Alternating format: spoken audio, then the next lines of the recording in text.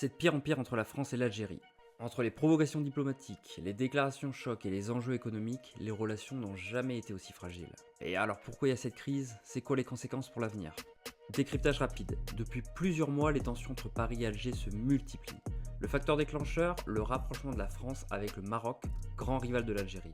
Lors d'une visite officielle, Emmanuel Macron aurait envisagé de reconnaître la souveraineté marocaine sur le Sahara occidental. Problème, l'Algérie soutient historiquement le front Polisario dans ce conflit et considère ce geste comme une trahison. Résultat, Alger voit rouge et les relations se dégradent encore plus. Les tensions ne s'arrêtent pas là. Récemment, Bruno Retailleau, président des Républicains, a tenu des propos virulents contre le gouvernement algérien. Ces déclarations ont été perçues comme une insulte nationale, provoquant une réaction immédiate d'Alger.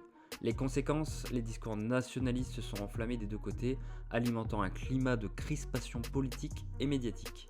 Les tensions politiques ont aussi un impact économique direct. Plusieurs contrats entre entreprises françaises et algériennes ont été suspendus ou renégociés. De son côté, l'Algérie se tourne de plus en plus vers la Chine et la Russie, réduisant sa dépendance avec la France. L'économie franco-algérienne est-elle en train de se fragiliser durablement ? Malgré ces tensions, la France et l'Algérie restent interdépendantes sur plusieurs sujets majeurs. L'immigration, la France accueille une grande diaspora algérienne, la coopération sécuritaire, lutte contre le terrorisme au Sahel, et l'énergie. L'Algérie est un fournisseur clé du gaz naturel pour l'Europe. Alors assiste-t-on à une rupture définitive ou un simple épisode de tension avant une nouvelle réconciliation? Certains pensent même qu'on est sur un point de non-retour. Alors toi, est-ce que tu penses que la France et l'Algérie peuvent encore se réconcilier? Donne-moi ton avis en commentaire et surtout abonne-toi si tu veux pas rater ce genre d'analyse.